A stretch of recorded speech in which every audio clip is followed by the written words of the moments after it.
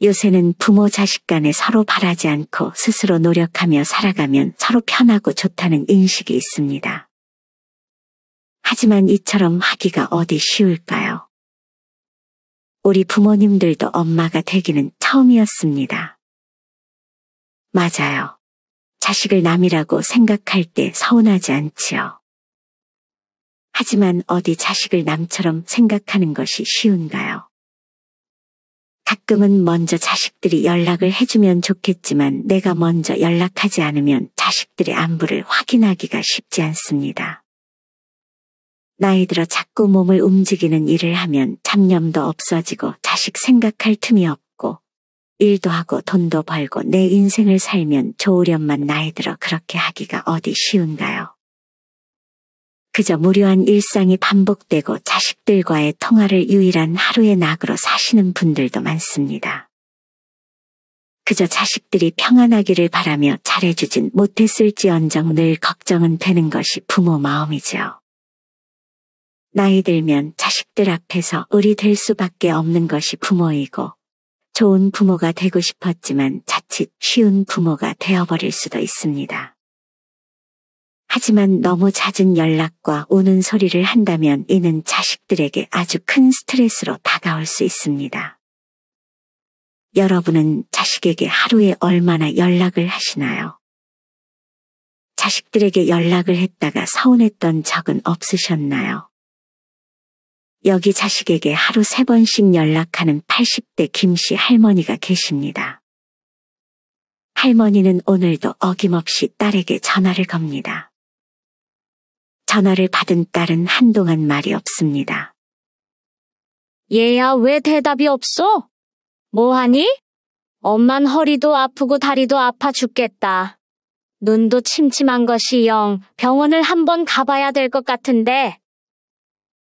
엄마, 이제 연락 그만해. 이제 오빠한테 연락하고 나 이제 미국에 이민 가서 살 거니까 더 이상 연락하지 마. 이 말을 하고 딸이 전화를 끊습니다. 어안이 벙벙해진 할머니는 딸에게 다시 전화를 했지만 딸의 전화기는 꺼져 있습니다. 딸은 원래 할머니와 사이가 이렇게까지 나쁘지 않았었습니다. 하지만 딸과 할머니가 사이가 틀어진 것은 아버지가 돌아가시고 나서부터였습니다. 할머니는 아직 그날의 기억이 생생합니다. 할머니가 외출했을 때 할아버지는 잠에 든 상태였습니다. 하지만 인근에 산불 화재가 발생했고 미처 대피하지 못했던 할아버지가 연기 흡입을 과다하게 해 숨을 거둔 것입니다. 할머니는 소방관을 통해 남편의 사망 소식을 전해 듣게 되었습니다. 남편과 함께 시골에 집을 마련하고 평생 농사 지으며 남은 생을 보낼 계획이었지만 그 하루의 사건으로 모든 것이 물거품 되어버린 것입니다. 내가 그때 자리를 비우지만 않았어도 라며 이후 몇 년간을 죄책감에 눈물 흘리던 할머니였습니다. 이때부터였는지 모르겠습니다. 할머니가 자식들에게 집착을 하기 시작했던 것이 말이죠. 할머니는 소유하고 있던 밭도 다 타버린 직후 혼자 살 수가 없어 자식들이 살고 있던 집 근처로 원룸을 구해 살고 있었습니다. 모아놓은 돈이 조금 있었지만 할머니는 무료한 하루를 달랠 방법을 알지 못했습니다. 어디 나가서 누군가와 친해지는 성격도 아니었고 그저 남편만 보고 지냈던 할머니였기에 혼자 있는 삶이 너무나도 익숙지 않았던 것입니다. 할머니에게는 아들 둘과 딸 하나가 있습니다. 큰아들은 미국에 이민을 가 살고 있고 국내에 있는 작은 아들과 딸이 할머니를 챙겼습니다. 할머니에게는 원래 스마트폰이 없었습니다. 시골에 살 때는 집 전화로 소통을 했는데 이제 연락을 해야 하니 자식들은 할머니에게 스마트폰 하나를 마련해 주었습니다. 엄마, 이걸로 우리 전화번호 누르고 통화 버튼 누르면 돼. 이때부터 딸에게 하루에 3번씩 전화가 걸려왔습니다. 일하는 중간에도, 퇴근한 직후에도, 심지어 잠에 든 새벽에까지 전화가 걸려왔습니다. 새벽에 전화가 왔을 때 처음에는 무슨 일 있는 줄 알고 다급히 전화를 받았습니다. 엄마, 이 시간에 왜? 무슨 일 있어? 무슨 일 있긴 잠이 하도 안 와서 전화했어. 그러고는 아들 며느리 얘기와 어디 아픈데 병원 가야겠다는 등의 얘기만을 꺼냈습니다. 할머니는 아들 바보입니다. 아들은 일하느라 힘들까봐 전화를 아주 가끔만 하고 딸에게만 수시로 연락을 하는 것입니다. 딸도 사실 이런 차별을 어렸을 적부터 느껴왔습니다. 한 번은 초등학교 때 몸이 너무 아파 병원을 가야 했습니다. 이때도 아팠던 이유가 오빠와 너무 차별을 당해 마음에 남아있던 상처가 병으로 옮긴 것입니다. 그날은 당연히 나이가 어렸기에 엄마와 함께 병원에 가야 했던 상황이었습니다.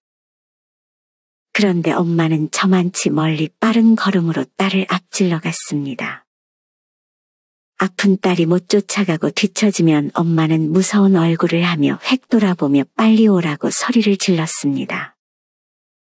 그리고 중학교 때는 조금 늦게 들어왔다고 뺨을 연달아 2대 맞은 적도 있고 성인이 되고 나서도 자기 마음에 안 드는 행동을 했다고 그날 딸이 아끼는 물건들을 쓰레기통에 집어 던졌던 적도 있었습니다. 그때마다 오빠는 방에서 키득대며 한참 있다 나와 엄마에게 그만하라며 말렸습니다. 엄마 이제 그만해. 그만하면 됐어. 저 기집애도 이제 잘 알아들었을 거야. 아이고 그래. 우리 아들 말이 맞지. 한 번 더 그래봐. 아주 그냥 혼쭐을 내줄 테니까. 물론 그때는 엄마에게 맞은 기억이 있어도 어릴 때는 다른 집 자식들도 다 맞고 사는 줄 알고 이 정도면 아주 나쁘진 않았던 엄마였다고 생각했지만 상처는 그리 쉽게 아물지 않았습니다. 그래도 착했던 딸은 그런 차별보다도 어머니가 어린 시절 고생했던 것을 생각해 효도하고자 노력했습니다. 하지만 그 이후에도 집안일이 있을 때면 무조건 딸을 불렀습니다. 딸이 고3이던 시절에도 집에서 놀고 먹는 오빠 대신 딸에게 양파 깔아 청소기 돌려놓아라 했던 할머니였습니다. 딸이 하루는 폭발해. 오빠 데리고 해 좀. 왜 자꾸 나만 갖고 그래? 내가 우리 집 총이야? 라고 대들었고 그 이후로 할머니는 3년 동안 딸에게 말 한마디 걸지 않기도 했습니다. 오빠들이 시험을 잘 볼 때면 너의 존재가 큰 기쁨이야 하며 다독여주고 내가 뭔가 실수를 하면 네 능력이 그러니 이렇게 살지 하며 타박을 주는 할머니였습니다. 시간이 지나 딸이 먼저 할머니에게 다가가 사과하고 그 이후로 다시 대화는 했지만 몇 년 뒤 딸이 결혼하고 나서도 할머니는 넌 왜 자주 연락 안 하니? 전화는 딸이 해야지. 라는 말을 자꾸 하셨습니다. 딸이 바쁘든 말든 딸의 상황은 하나도 이해해주지 않으셨습니다. 제왕절개로 첫 아이를 낳았을 때 할머니는 병원에서 딸을 보고 입을 뗀 첫마디가 우리 집안에 이게 웬일이냐. 아무도 아이를 제왕절개로 낳은 사람 없는데 참. 이렇게 말씀하셨습니다. 자연분만을 하지 않은 것이 할머니는 영 불만이었던 것입니다. 재산도 오빠에게만 지원이 있었습니다. 과외의 재수의 어학연수 그리고 결혼할 때 작은 아파트까지 재산의 대부분은 다 오빠에게 돌아갔습니다. 오빠가 중간에 제사를 가져가긴 했지만 그 외에 일절 생활비라든가 부모님 먹을 것에 전혀 신경을 쓰지 않는 스타일이었습니다. 딸이 오빠보다 가까이 산다는 이유로 엄마가 아프실 때 일 끝나면 달려가 병원 수발 등을 거의 다 책임지고 반찬을 해가는 것도 딸의 몫이었습니다. 딸은 화가 나 오빠에게 전화해. 엄마 좀 챙겨. 언제까지 받아먹기만 할 거야? 뭐라고? 네가 뭔데? 엄마한테 다 이를 줄 알아. 그 말을 듣고 할머니는 또 아들의 편을 듭니다. 하지만 아들은 이럴 때만 엄마를 찾고 평소에 엄마는 안중에도 없었습니다. 며칠 전 할머니가 아들 말고 며느리에게 잔소리를 했다가 며느리가 오빠에게 일러바쳐 더욱 아들 눈치를 보게 됐습니다. 심한 잔소리도 아니었고 며느라이에게 경제적인 문제로 좀 아껴 써라 했을 뿐인데 그걸 왜곡해 아들에게 전달했는지 아들이 무슨 말을 듣고 잔뜩 성이 나서 자기 엄마에게 처가 부모님은 안부 전화 드리면 세상 행복하다는 듯이 우리 사위 전화해줘서 고마워 하고 잘 대해주는데 엄마는 왜 잔소리해? 이럴 거면 연락하지 마. 물론 아들이 며칠 후 사과하긴 했지만 고작 그 몇 마디 했다고 자신에게 그런 말까지 하는 아들에게 서운함을 느낍니다. 반찬 해다주고 자기들 여행 가면 손주 돌봐주고 아들 몰래 며느리에게 용돈도 쥐어주고 했지만 잘해준 건 아들에게 하나도 얘기 안 하고 잔소리 한 번 했다고 그걸 가지고 남편에게 일러바친 며느리가 참으로 괘씸하지만 할머니가 할 수 있는 것은 없었습니다. 명절에도 음식 하라고 시키지도 않고 오히려 명절 기간 동안 여행 간다고 해도 서운한 기색 하나 내비치지 않던 할머니였습니다. 물론 그 서운함은 딸에게만 토로하기 일쑤였습니다. 이후로 아들에게는 쩔쩔매며 딸에게만 연락하고 뭐 해달라 반찬 다 떨어졌다 병원 데려가달라 부탁했습니다. 그 이후로 딸은 엄마에게 전화가 오면 점점 무서워졌습니다. 돈 필요하다. 임플란트 해야 되니 돈 좀 보내달라. 아들에게 뭐 좀 갖다 줘야 하지 않겠냐며 뭐라도 뜯어가려고 했습니다. 필요할 때만, 아쉬울 때만 전화하니 돈 없어요라고 하면 그럼 대출이라도 받아. 이자 줄게. 엄마가 힘들면 돈 주는 것이 당연한 거다. 라고 말씀하셨습니다. 딸 힘들 때는 아무 말 없다가도 오빠들 사정 어려워지면 딸에게 돈을 꿔달라고 연락 오는 할머니였습니다. 그냥 걷다가도 딸이 쳐다보면 앓는 소리 내며 허리를 더 굽히고 허리 짚고 보폭을 줄입니다. 딸만 보면 이렇게 연기를 하면서 오빠 온다면 벌떡 일어나 12첩 밥상을 차려줍니다. 집안의 큰 결정을 할 때 단 한 번도 딸의 생각은 묻지 않았습니다. 얼마 안가 오빠가 맡던 제사도 2년 정도 하더니 며느리랑 무슨 대화를 나눴는지 제사도 안 하겠다며 딸 보고 제사를 챙기라는 엄마를 보며 점점 참기가 힘들어졌습니다. 평생 모아놓은 돈 아들에게 다 갖다 바치고 딸은 지갑으로 보고 심지어 가족 외식을 할 때도 딸 빨리 와라 계산해야지 하며 당당하게 말했습니다. 돈 달라는 소리 아니면 매번 볼멘 소리로 하소연 또 하소연 지겹도록 반복되었습니다. 딸의 입장에서도 싫은 것은 억지로 안 되고 피하고 싶은 것이 인지상정. 이제는 아무리 착한 딸이라도 그냥 물러설 수는 없었습니다. 결국 전화도 며칠간 전화 오면 아주 가끔만 받았더니 기분 나쁜 티를 확 내는 할머니. 그러던 어느 날 딸이 할머니와 오빠가 몰래 대화하는 소리를 우연히 들었습니다. 오빠의 집에서 같이 저녁을 먹기로 한 날, 왠지 모르게 딸에게 심부름을 시키며 딸을 나가게 하려던 것이 느껴졌습니다. 집에 지갑을 놓고 왔다는 것을 깨닫고 다시 집으로 들어가던 중 우연히 듣게 된 내용은 충격적이었습니다. 내가 사실 아직 숨겨둔 부동산이 하나 있다. 팔아서 너 줄까 네 형 줄까 고민하다가 그냥 니네 주마. 대신 네 동생은 몰라야 한다. 절대 몰라야 한다. 이 부동산은 사실 할머니가 딸에게는 너가 나한테 잘하면 이 부동산은 네 거다. 라며 딸에게 무조건 줄 것처럼 약속했던 부동산이었습니다. 하지만 애초에 딸에게 줄 생각은 없었고 큰아들과 작은아들 둘 중 한 명에게 물려주려고 생각했던 것을 이제서야 알게 되었습니다. 사실 부동산 때문에만 어머니에게 잘해줬던 것은 아니지만 딸 앞에서는 자기한테 줄 것처럼 해놓고 아들에게 주겠다는 그 말을 듣고 딸은 마침내 무너졌습니다. 눈물도 나지 않았습니다. 잠시는 그래도 어렸을 적 자신과 오빠를 차별한 것에 미안함이 있을 것이라고도 생각했습니다. 하지만 그 생각은 틀렸습니다. 이후로 딸은 할머니와 오빠가 있는 방으로 들어가 울면서 엄마에게 소리쳤습니다. 그거 나 주겠다며. 근데 나 몰래 오빠한테 주겠다고. 엄마가 그러고도 내 엄마야. 나는 배다른 자식이야? 오빠는 그렇게 말하는 딸이 못마땅했는지 이게 어디서 엄마한테 큰 소리야? 이제껏 쌓았던 게 폭발했던 딸은 오빠의 뺨을 세게 내리치며 소리쳤습니다.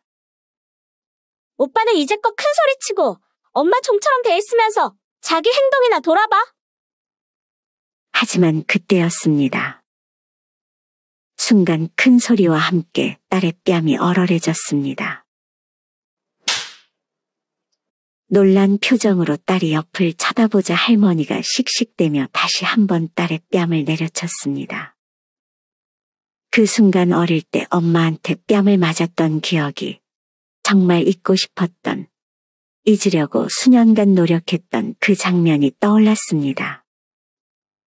딸은 허탈함에 웃음이 나왔습니다. 눈물도 나지 않고 현실 감각이 떨어졌습니다. 그랬습니다. 엄마는 수십 년이 지나도 변하지 않았던 것이었습니다. 뺨을 맞은 딸은 그 자리에서 주저앉았고, 엄마는 딸에게 소리쳤고, 오빠는 그런 엄마를 진정시켰습니다. 어디서부터 잘못됐을까요? 베풀지 않고 이기적으로 살았던 엄마가 아프다고 하면 짜증나는 것도 참고, 즐거울 때는 다른 곳에 집중하고 놀다가 힘 빠졌을 때는 봐달라고 하는 어머니도 돌봐주었습니다. 이 모든 것이 엄마 탓이 아니라며 그래도 어떻게든 좋게 생각하는 참으로 효심 깊은 딸이었습니다. 하지만 딸은 이날 모든 것을 버렸습니다. 아니 어쩌면 버려진 것일지도 모르죠. 그 뒤로 엄마는 딸에게 사과했지만 딸은 엄마를 더 이상 믿지 않았습니다. 물론 부동산을 딸에게 줄 것이라는 말은 더 이상 꺼내지도 않았습니다. 딸은 얼마 후 마지막으로 할머니에게 걸려온 전화를 받고 이제 나는 남편이랑 내 자식들 챙길 거라며 엄마는 오빠랑 잘 살라며 마지막 말을 남기고 더는 연락하지 않았습니다. 할머니도 그 뒤로 딸에게 연락하지 않았습니다. 딸은 그렇게 말해놓고도 내심 서운했습니다. 그래도 이제라도 미안하다고 하겠지, 변하겠지 생각하며 수없이 할머니를 믿었지만 할머니는 끝내 딸에게 연락하지 않았습니다. 부동산을 작은 아들에게 물려준 후 아들과 할머니는 함께 살았습니다. 그것도 아주 잠시만 말이죠. 할머니가 아들과 합가한 지 2년이 지났을 무렵 아들과 며느리는 할머니를 내쫓을 궁리만을 했습니다. 여보, 언제까지 늙은 노인네 모실 거야? 나 이제 이 집도 더 이상 못하겠어. 내가 무슨 이 집 가정부야? 어머니 아프다고 하는 말도 지겹고 거실에 나와 있는 것도 너무 거슬려 죽겠어. 좀만 기다려봐. 이제 곧 나이도 찰 테니까 몇 년 뒤에 요양원으로 보내버리자. 요양원으로 모시자고 말하는 것도 아니고 요양원으로 보내버리자고 말하는 아들의 말에 큰 충격을 받았습니다. 몇 년? 당장 내일도 못 버티겠는데 무슨 몇 년이야? 뭐 방법 없어?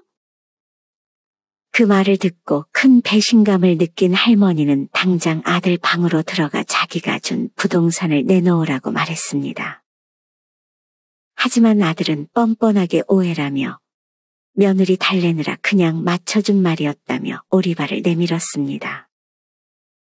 하지만 그간 할머니를 대한 아들의 태도를 돌이켜봤을 때 할머니는 더 이상 아들을 믿지 못했습니다. 부동산을 줄 때 효도각서를 썼지만 내용이 구체적이지 않고 미리 부동산 증여 관련해서 변호사와 상담까지 받아놓았던 아들이었습니다. 엄마, 준 건 준 거지? 어차피 소송해봤자 엄마는 지게 되어 있어. 절대 다시 못 가져간다고. 할머니는 그 순간 눈이 팽 돌았습니다. 할머니는 이 와중에도 모든 잘못을 며느리 탓으로 돌렸습니다. 평소에 며느리가 마음에 들지 않았지만 아들과 손주 때문에 참았던 할머니는 며느리의 머리채를 잡았습니다. 네가 문제다, 네가. 너 같은 게 왜 내 아들이랑 결혼해서. 하지만 불행하게도 그 자리에는 손주가 있었습니다.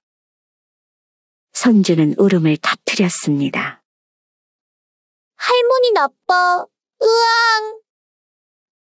그제서야 정신을 차린 할머니는 손주에게 달려갔지만 아들은 그런 할머니를 내팽개쳤습니다. 할머니는 넘어지면서 팔을 세게 접질렸지만 아들은 그런 할머니는 안중에도 없었고 오직 손주를 챙기기 바빴습니다. 아들은 이때가 기회다 싶어 다시 할머니를 죄인으로 만들었습니다. 어머니가 제 가족 다 망치려고 하세요. 그럴 거면 집에서 나가세요. 할머니는 더 이상 이 집에 있을 힘이 없었습니다.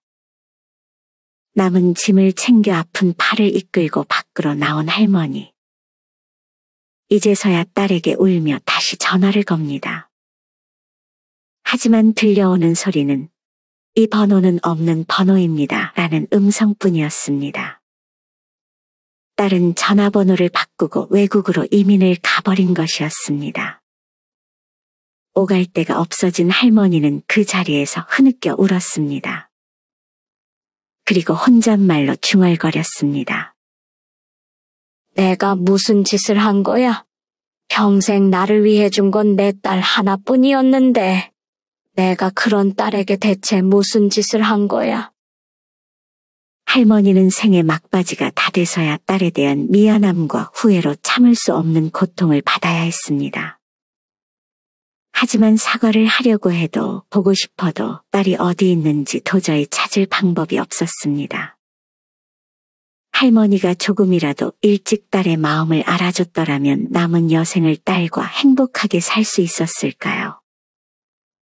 딸은 마지막 그 순간에 할머니가 자기 편을 들어줬더라면 그렇게 떠나지는 않았을까요?